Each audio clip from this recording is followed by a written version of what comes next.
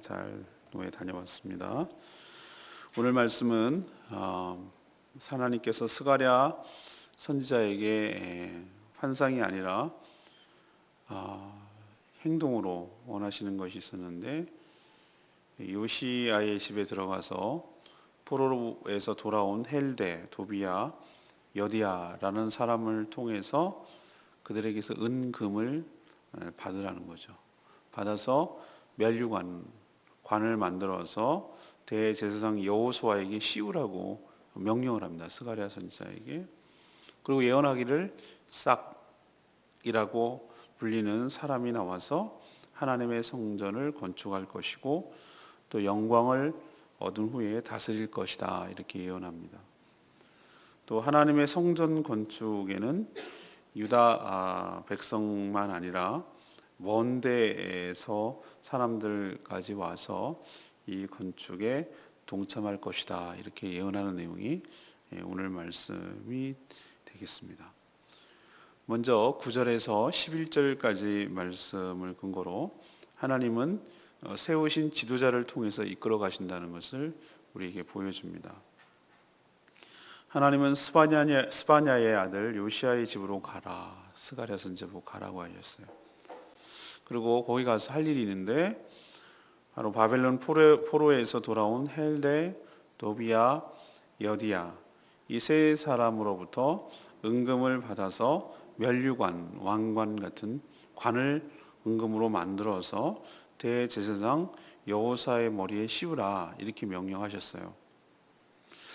여러분, 하나님께서 이유 없이 이런 독특한 행동을 하라고 하셨겠어요? 뭔가 다 뜻이 있고 이유가 있고 상징이 있고 의미가 있으니까 이런 일을 하라고 하지 않았겠습니까? 여러분, 우리 지난번 3장에서 묵상해서 알겠지만 대제사장 여호수아는 어떤 사람입니까?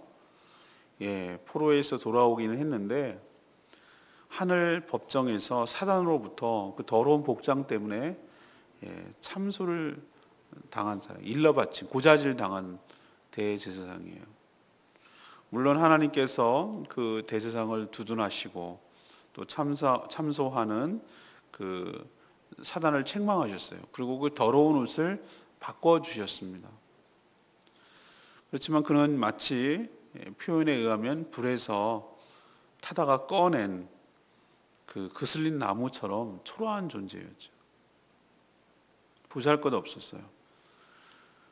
그런 상황으로는 리더십, 권위가 먹히질 않기 때문에 하나님께서는 지금 대제사장 여호수아의 권위를 회복시켜 주시려는 의도가 있어요. 그래서 이런 면류관을 만들어서 씌우라고, 그의 권위를 세워주시고 강화시켜 주시고 인정해 주시기 위해서 그렇게 지금 이런 행동을 하라고 스가랴 선지자에게 예언한 거예요. 특히 포로에서 귀환한 자들 말이죠. 포로에서 70년 동안 우리도 보면은 일제 35년 동안 있으면서 그 일본에서 신문물을 받고, 비록 그 식민지 노예로 있었지만 거기에서 신학문을 배우고 뭐 이런 사람들이 돌아와서 봤을 때 우리나라 백성들이 얼마나 미개하고 우습게 여겨지고 절에서 이꼴 당하는 거라고 뭐 이런 식으로 생각하기가 쉽지 않겠어요? 만약에 포로로 끌려가지 않았던 그 세력들, 그런데 그 위에다가 포로에서 돌아온 세력들, 이 둘이 합해지지 않는다면, 마음이 합해지지 않는다면 이것이 어떻게 성전 건축이 되고 하나님의 일이 되겠습니까? 특히 포로에서 돌아온 사람들의 적극적인 협력, 그들은 포로에서 있으면서 이런저런 재산도 형성하고 한몫 잡아서 내려온 사람도 있을 수 있는데, 그 내려온 사람들의 지도자들 급들이 만약에 성전 건축하는데 적극적으로 대제사장과 스룹바벨 총독에게 협력 안 한다면 이것은 힘든 거예요. 힘을 합쳐도 될까 말까 하는 판이었는데. 그래서 하나님께서는 유독 포로에서 돌아온 세 사람을 지목하시고, 그 사람은 어느 집으로 다 불러서 그들로부터 은금을 내게 합니다. 그리고 그 낸 금 가지고 바로 면류관을 만들어서 대제사장 여호수아에게 씌움으로 하나님께서 누구를 그 지도자로 생각하는지, 누구를 그 공동체 리더로 생각하는지를 분명하게 보여주려고 하는 의도가 강하세요.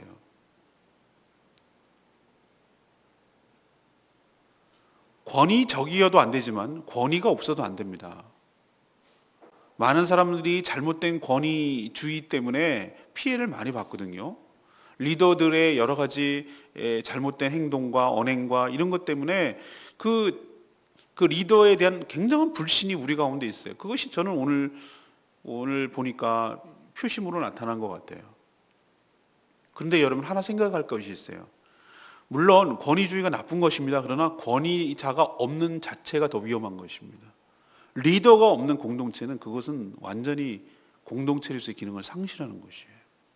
누군가가 책임을 지고 이끌어가고 구심점이 돼서 끌고 갈 수 있는 리더가 있어야 되는 건 맞고, 그것이 하나님께 부합되고 합당한 리더가 있을 때 그 공동체는 바로 건강하게 이끌어가게 될 줄로 믿습니다.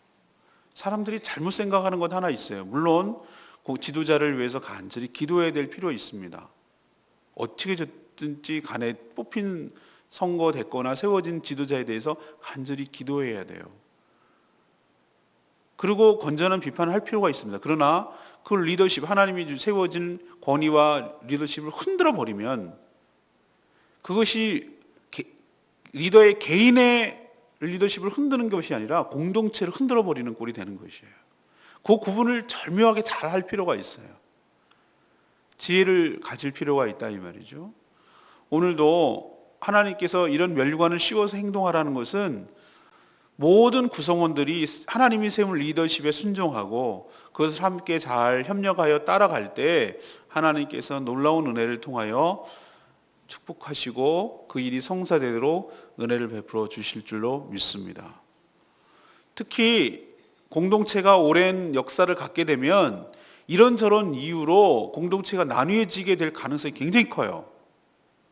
예를 들면 먼저 와서 있었던 사람, 그리고 나중에 온 사람, 젊은 사람, 그 다음에 연세에 드신 분, 남자, 여자, 직업이 어떠냐, 언제 교회에 등록했느냐, 직분이 뭐냐, 뭐 이런저런 이유로 나랑 뭔가 좀 불편하고 멀어진 것 같고 이래서 협력이 안 되고 하나가 안 된다면 하나님의 거룩한 뜻을 이루는데 방해가 돼요. 그것이 우리가 예수 그리스도 안에서 한 형제 자매인 것을 믿습니다. 이런저런 이유로 다르지만 똑같은 공동점이 있다면 예수 그리스도 때문에 구원을 받아 하나님의 자녀가 된 것은 다 똑같고 은혜로 구원받은 존재인 줄로 믿습니다. 그 은혜로 지금 하나님 아버지를 모시고 섬기고 하나의 지역 공동체, 교회를 세워서 하나님의 나라를 세워가라고 부르심을 받은 똑같은 존재들이에요. 그런데도 여기서 누군가를 차별하고 나중에 왔느니, 먼저 왔느니, 직분이 있느니 없느니, 배웠느니 안 배웠느니 이런 이유로 자꾸 편가르고 자꾸 나뉘어진다면 이건 하나님의 거룩한 뜻이 아니게 될 줄로 믿습니다. 있는 자는 있는 자대로 왜 하나님께서 은금을 그 사람들에게, 하나님 은금 필요 없어요. 만약에 더 원하신다면 은금보다 더한 보석으로 왕관을 만들어 씌울 줄 압니다. 그러나 유독 왜 포로에서 돌아온 자들에게 받아내려고 하시냐면 그것도 굉장한 의도가 있는 거예요. 그 물질을 램으로 인하여 그 권위에 순종케 하려는 의도가 있어요. 순종할 때 하나님께서 큰 은혜를 베풀어 주실 줄로 믿습니다. 두 번째 얘기는 12절에서 13절까지 말씀이에요. 하나님의 성전은 메시아를 통해서 완성되는 것을 가르쳐 줍니다. 유다 백성들의 수건 사업이 성전 재건이었어요. 근데 하나님은 이 백성들이 보이는 건물을 궁극적인 목표와 목적으로 오해할까 봐 싶어서 먼 훗날 이루어질 진정한 성전의 의미에 대해서 지금 설명하고 예언하고 계세요. 성전은 누구에 의해서 완성될 거라고 했냐면 12절에 싹시 노래할 때 그 싹이에요. 여기서 싹은 새순을 의미해요. 새순, 이렇게 파릇파릇 나오는 순. 그 싹이라고 불리는 사람을 통해서 완성될 거라는 거예요. 지금 여호수아와 스룹바벨을 세워놓고 이런 소리를 하고 계세요. 이건 예언적인 의미가 있다는 것을 알 수가 있어요. 뒤에도 설명하겠지만. 그리고 이 싹이라는 자가 성전을 완성해서 영광을 얻게 될 것이고 또 플러스 성전만 완성한 것이 아니라 그 성전에서 왕의 자리에 앉아서 다스릴 것이다. 플러스 또 제사장도 자기 자리에 있어서 이 둘 사이, 성전을 완성한 왕 그리고 제사장 이 둘 사이에 평화의 은원이 있으리라. 갈등 관계가 아니라 평화의 은원이 있으리라. 이렇게 예언해요. 이게 뜬금없잖아요. 갑자기 이 마당에. 싹시 누구일까? 여기에서 이게 핵심인데, 스룹바벨이라고 말하는 자도 있지만 왕과 제사장을 동시에 수행할 분은 오직 메시아 예수 그리스도뿐인 줄로 믿습니다. 이걸 예언해 놓고 있어요. 왜 예언했다고 제가 말씀드리죠? 이들이 보이는 건축물, 성전이 최종 자신들의 목적이라고 생각할까 봐. 그러나 싹이라는 분이 나와서 무엇입니까? 이 성전을 완성할 것인데 그 건축물이 아니라는 것을 암시하고 있어요. 이사야 선지자도 뭐라고 얘기했냐면은 메시아의 탄생을 예언할 때 11장 1절에 이사야 이렇게 예언했어요. 이새의 줄기에서 한 싹이 나며, 이새의 줄기가 누구죠? 다윗의 아버지 이름이 이새예요. 이새의 줄기에서 한 싹, 이새의 줄기란 얘기는 뭡니까? 다윗의 후손 중에서 한 싹이 나온다는 얘기예요. 그게 메시아 아니겠어요? 예수 그리스도? 그 뿌리에서 한 가지가 나와서 뭐 할 것이다? 결실할 것이다. 이렇게 예언해 놓고 있어요. 여기서도 한 싹이라는 표현을 쓰고 있습니다. 스가랴도 한 싹이라는 표현을 쓰고 있고. 그리고 이사야 55장 고난장에 보면 뭐라고 했습니까? 예수님을 뭐라고 했죠? 그는 어린 순과 같아서 뭐 볼 것도 없다고 그랬어요. 그러니까 예수님의 외모가 굉장히 카리스마 있고 굉장히 그렇지 않다는 거예요. 누가 봐도 그냥 평범하고 별 볼 일 없는 오히려 가늘가늘하고 그런 모습이었을 거예요. 근데 그래서 흠모할 만한 것이 없다고 그랬어요. 외적으로 풍기는 것이 굉장한 카리스마가 있고 우리로 치면 굉장히 얼짱이고 몸짱이고 막 이래서 사람들이 우르르 따르지 않을 거라고 그랬어요. 그냥 어린 순과 같아서. 거기서 순이라는 표현을 쓰고 있어요. 자, 여기서 굉장히 중요한 얘기를 합니다. 하나님이 생각한 성전은 무엇인가? 이스라엘 백성들이 생각하는 대로 이 다윗이 지었던, 솔로몬이 지었던 어마어마한 그런 건축물을 의미하는 것인가? 아니에요. 싹이라는 분은, 예수 그리스도는 어마어마한 건축물을 남기고 가신 분이 아니에요. 그렇지만 보이는 건축물보다 더 강력한, 보이지 않는 성전, 곧 거룩한 교회, 하나님 나라를 만들고 계시고 완성할 거라고 그랬잖아요. 그분을 통해서. 그리고 영광을 받으시고 왕이 되시고 제사장이 되실 거라고 그랬잖아요. 지금도 그것이 진행되어 가고 있는 줄로 믿습니다. 조그만한 건물이 아니라, 웅장해봤자 얼마나 크겠어요. 그거와는 비교도 안 되는 거대한 하나님의 나라. 그리고 보이지 않는 새로운 건축물인 성전, 돌덩이가 아닌 하나님의 교회를 예수 그리스도를 통해서 완성하시며 그분이 왕과 제사장으로 다스리게 될 줄로 믿습니다. 이것이 하나님의 비전이에요. 세 번째는 14절에서 15절까지 말씀입니다. 하나님의 사역은 성도들의 협력을 통해서 이루어진다는 것을 우리에게 보여줍니다. 하나님은 굳이 바벨론 포로에서 돌아온 자들, 그들의 은금을 받아내서 면류관을 만드신 이유가 뭘까?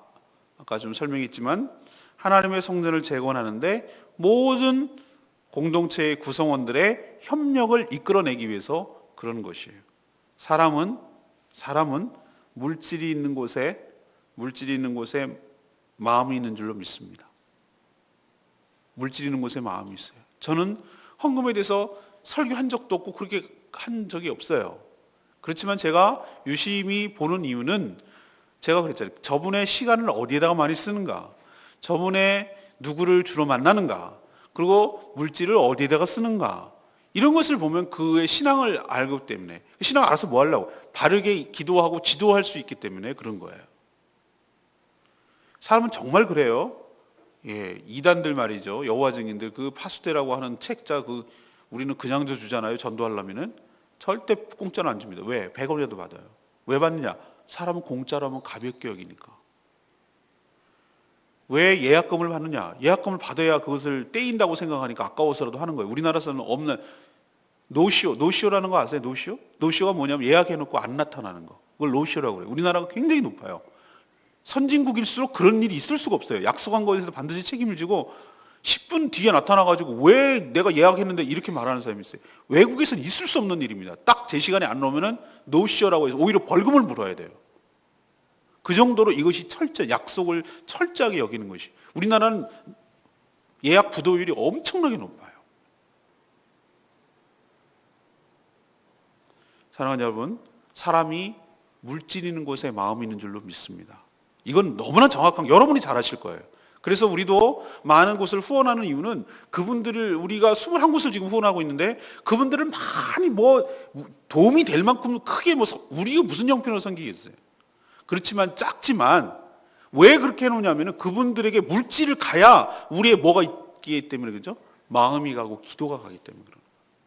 그래야 중보기도를 하기 때문에 마음을 삼아서. 그래서 이 포로에서 끌고 온 세 명이 누구였죠? 헬데, 도비아, 여디아. 이 세 사람으로부터 은금을 받아서 면류관을 만드는 이유가 거기에 있어요. 스가랴 선지자가 그들을 만나기 위해서 간 집이 무슨 집이라고 그랬죠? 요시아라는 집이에요. 요시아는 이미 유대 세력들이 거주하고 있던 토착 세력들을 대표해요. 그러니까 요시아는 이미 있었던 토착 세력들이고, 3명 온 사람들은 어떻게 하죠? 유입 70년의 포로, 그러니까 쉽게 말하면 일제시대 때 일본에 가 있다가 돌아온 사람들이고, 요시아는 여기 있던 사람들이고, 이 두 사람을 한 집에 모아놓고서 지금 스가랴 선지자가 화합을 하는 동시에 하나로 이끌어내기 위해서 이 일을 하나님의 뜻을 펼쳐가는 것을 볼 수가 있어요. 쉽게 말하면 오래된 신자, 새 신자 모두 합력해서 하나님 나라를 세워가게 하는데 지금 스가랴 선지자가 일을 하고 있는 것을 볼 수 있어요. 이게 리더가 해야 될 일 중에 하나예요. 모든 성도들이 이렇게 잘 하나로 융합되도록 해서 하나님의 거룩한 뜻을 이뤄가게 하는 일에 쓰임받도록 하는 것이 중요하죠. 근데 여기서 끝이 아니에요. 하나님께서는 또 항상 싹이라는 것을 통해서 성전이 완성될 거라는 것을 보세요. 현재의 예언을 하는 동시에 먼 미래의 예언을 끌어다가 연결시키고 있잖아요. 근데 이 두 세력, 토착 세력과 포로에서 귀환한 세력들만 이 성전 재건을 하는 것은 그 당시 그 시점에서는 맞지만, 하나님께서 생각하는 먼 훗날에 보이지 않는 성전, 다시 말해서 교회와 하나님 나라를 세우는 데 있어서는 이런 세력뿐만 아니라 오늘 뭐라고 하냐면 15절에 먼데 사람들이 와서, 이스라엘 백성들이 보기에는 먼 이방 사람들이 와서 이 성전을 건축하게 될 것이다 라고 예언해 놨어요. 와, 정말 놀라운 예언이에요. 이 말은 그 사람들 입장에서 우리도 먼데 사람이에요. 그렇지 않겠어요? 먼데 사람이잖아요, 우리도. 이스라엘 백성들이 보면은 그 당시에 여기 이 땅에 누가 살고 있는지는 알긴 했겠어요? 먼데 사람이에요. 그렇지만 지금 우리 보세요. 이렇게 정말 많은 사람들이 하나님을 섬기고 하나님을 나라를 만들기 위해서 동참하고 있는 모습이 예언이 이루어졌잖아요. 먼데 있는 사람까지 함께 이 일을 한다는 뜻이잖아요. 우리도 먼데 있는 사람이었지만 하나님 나라의 완성, 그 성전을 건축을 위하여 지금도 애쓰고 동참하고 있는, 끼워준, 영광스럽게도 함께 할 수 있도록 은혜를 준, 그런 은혜를 누리게 된 줄로 믿습니다. 하나님은 한 명의 화려한 독주를 원하시지 않아요. 쭉 보면 다양한 악기로 구성된 오케스트라의 합주를 원하세요. 그래서 성도들 가운데 이런 사람은 이래서 기여하고, 이런 사람은 이렇기 때문에 소중하고 기여하고, 그래서 그것들이 잘 어우러져서 하나님의 교회를 잘 완성되어 나가는 것을 원하시는 거예요. 누가 혼자 다 하는 거 하나님 기뻐하지 않으세요. 누구나 다 자기 은사대로 뭔가 그것 가지고 섬길 수 있다면 그것으로 하나님께서 기뻐하시고 그렇습니다. 그리고 하나님 14절에 보면 놀라운 은혜예요. 하나님은 은금을 헌금한 이들을 기억하도록 면류관을 계속 여호수아가 쓰라 했습니까? 아니요. 그 면류관을 성전 안에 두라고 하셨어요. 진정한 영광은 성전에 있다는 것을 보여주는 동시에 너네들이 한 헌신과 그것들을 결코 내가 잊지 않겠다 보관하라는 의미예요. 하나님의 나라에 보관하겠다는 뜻이에요. 사랑하는 여러분, 여러분도 하나님 나라를 위해서 은금으로 대표되는 헌신하는 것들을 하나님께서는 결코 외면하지 않은 줄로 믿습니다. 여러분이 그것이 바로 하늘에다가 보화를 쌓는 지혜로운 청지기의 삶인 줄로 믿습니다. 땅에 썩어 없어질 것, 그 은금을 다른 데로 용도로 쓸 수도 있었잖아요. 근데 하나님의 순종함으로 멸관을 만드는 데 사용되는 것, 이것은 성전 안에서 영원히 보관될 줄로 믿습니다. 똑같은 10만 원을 쓰더라도 술값 한 팁 한 번 주는데 날리는 사람이 있는가 하면 그것을 죽어가는 생명을 위해서, 교회를 세우는 데 있어서, 선교사의 사역을 위해서 귀하게 쓰인다면 그것은 똑같은 10만 원이 10만 원이 아니고 엄청난 의미의 놀라운 것이고, 왜 중요하다고 하냐면 하나님이 그걸 기억한다고요. 성전에 그것을 기억한다고요. 여러분도 하나님 옆에 귀하게 쓰임받는 헌신된 사람 다 되기를 간절히 축복합니다. 오늘 전 15절 말씀, 너희가 만일 너희 하나님 여호와의 말씀을 들을진대 이같이 되리라. 이 말씀을 오해하면, 하나님의 이런 예언을 들으면 그 예언대로 성취될 것이라고 생각하기가 쉬워요. 근데 하나님이 다 행하시는 건 맞지만, 하지만 하나님이 다 하실 것이면 뭐하러 우리에게 이런 것을 알려주십니까? 그냥 하나님 하면 되는 거지. 이것을 들려주시는 이유가 있어요. 우리가 해야 할 일이 있기 때문에 그래요. 우리가 할 몫이 있다는 거예요. 하나님이 뭐라고 이렇게 할 거다라고 얘기하면은, 그럼 알았어요. 그냥 이게 개념이 아니라 이렇게 할 거니까 너희들도 어떻게 하라는 거예요. 거기에 함께 협력하며 동참하라는 의미로 이걸 알려주시는 것이지, 하나님 혼자서 다 하고 너네 필요 없어 라고 할 거면 뭐하러 이걸 알려주시냔 말이에요. 저는 성경을 연구할 때 여러 가지 성경 버전을, 성경을 이렇게 펼쳐놓고 성경을 보거든요. 이 말씀을 묵상할 때 쉬운 성경, 우리나라 성경 중에 쉬운 여러 가지 번역서를 많이 사용해요. NIV, Good News Bible, 영어 아주 쉬운 거, 진짜 중3 영어. 그게 되면 영어가 훨씬 더 전 이해가 빠를 때가 있어요. 이게 의미가. 그런 몇 가지 이렇게 쭉 번역서를 보는데 쉬운 성경을 이걸 기가 막히게 잘 번역해서 내가 여기 인용을 했어요. 이 구절을 어떻게 했냐면, 너희가 너희 하나님 여호와께 온전히 복종하면 이 일이 이루어질 것이다. 이것을 이렇게 번역했어요. 이게 정확해요. 무슨 뜻이냐면은, 하나님이 이 일을 들려주시는 것은 왜 그러냐? 네가 들으면 들을진대 이같이 되리라 라고 말하는 것은, 우리는 아무것도 하지 않고 그냥 하나님이 다 알아서 할게요, 들었으니까 이게 될 거라는 뜻이 아니라, 너희들이 들었으니까 이 들은 대로 하나님께 온전히 복종하면, 순종하면 이 일이 들은 대로 이루어질 것이다 라는 뜻이 강한 거예요. 순종해야, 하나님의 말씀에 순종해야 하나님의 뜻이 우리 가운데 완성될 줄로 믿습니다. 항상 하나님이 이런 식이에요. 우리가 하나님 뜻 배제하고 우리가 하면 안 돼요. 이건 100% 실패. 그럼 알았어요, 하나님 다 하세요, 난 몰라요 라는 것도 안 되고, 하나님의 뜻이 섰으면, 알았으면 그 뜻에 순종하는 것을 통해서 이 일이 완성되는 줄로 믿습니다. 오늘 3가지 말씀드렸어요. 넘버 1, 하나님은 누구를 통해서 일하신다고요? 세우신 지도자의 리더십을 통해서 이끌어 가신다고요. 리더십을 흔드는 행위는 사단이 가장 좋아할 일이에요. 하나님은 항상 리더십을 중심으로 움직여 나갔어요. 리더십이 2개 있어도 안 돼요. 하나의 리더십을 통해서 하나님께서 이끌어 가세요. 2번째는, 하나 더 덧붙이자면, 하나님, 여러분들은 어떤 것을 훈련을 통해서 여러분을 성숙시키냐면은, 리더십에 순종하는 것을 통해서 하나님 여러분을 성숙시켜 여러분에게 복을 주실 줄로 믿습니다. 내가 순종하면 내가 뒤처지고 열등하고 부족하고 내가 쫄병이고 그래서 내가 리더십에 순종하는 거라고 생각하면 아직도 멀었어요. 진정한 리더십은 섬기는 리더십이에요. 순종하고 따를 때 여러분에게 혜택이 돌아가고 여러분에게 은혜가 있을 줄로 믿습니다. 그걸 보여주시려고 하나님께서 너네들 불에 탄 부직갱이 같은 리더십이라고 우습게 너네들도 우습게 여기냐? 사단이 더러운 옷 입었다고 일러 바친다고 너네들도 그렇게 여기냐? 하나님 그렇게 생각하지 않아요. 사단도 책망했다니까요. 입 다물어, 내가 택한 자다. 그리고 그 불에 탄 것처럼 고통을 겪고 나왔다. 내가 그 사람을 통해서 일할 테니까 너네들은 쓸데없는 소리 하지 마라 라고 하는 거예요, 하나님께서. 그리고 그 뜻으로 왕관, 면류관을 세워서 그에게 리더십을 보여주시는 거예요. 여러분도 이 의미가 뭔지를 잘 깨달으시고 하나님의 뜻에 순종하는 것이, 리더십에 순종하고 협력하고 따라가는 것을 통해서 하나님의 일들이 진행된다는 걸 기억하시고 잘 순종하는 여러분 되시기를 바랍니다. 두 번째는 뭐냐면은 진정한 성전은 건축이 아니라는 거예요.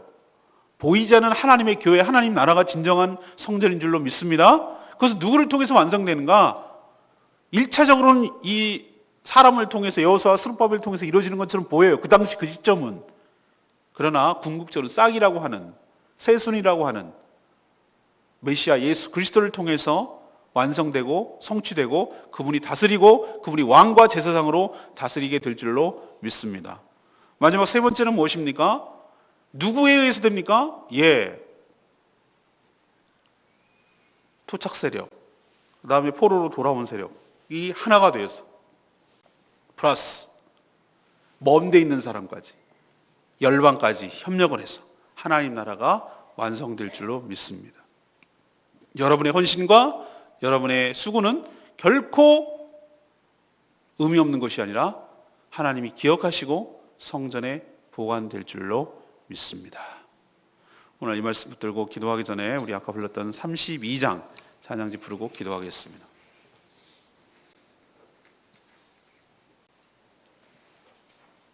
우리에게 소원이 하나 있네.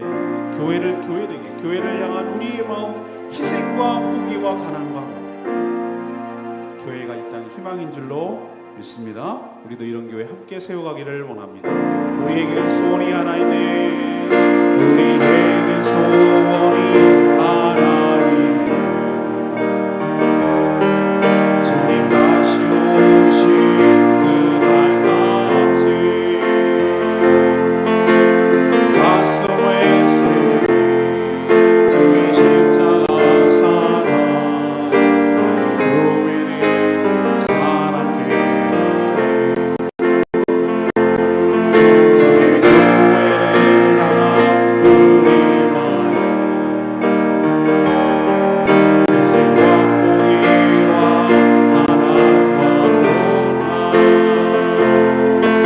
고난 영치 조차 우리 막을 수 없네.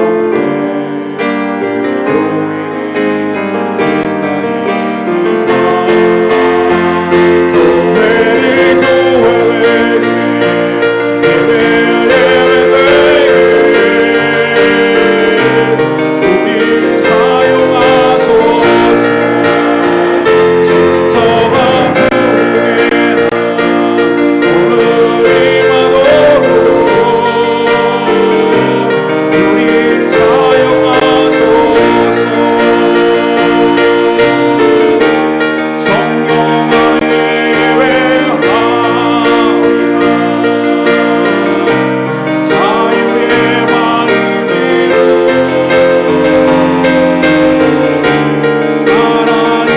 사랑으로 사역하리라. 교회는 생명이니 교회는 교회되게 예배되게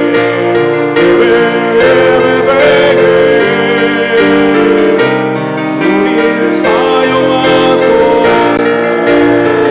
진정한 부흥의 날 오늘 임하도록 우리를 사용하소서.